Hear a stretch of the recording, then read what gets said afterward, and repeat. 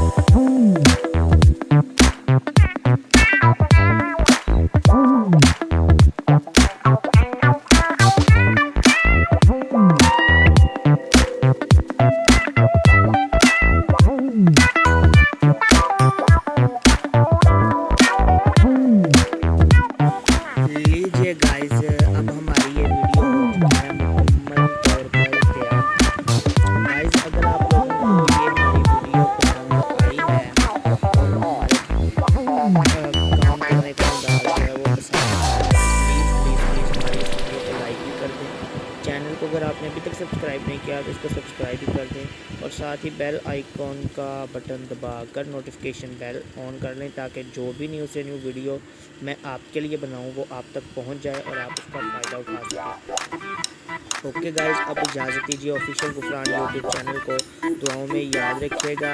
अस्सलाम वालेकुम।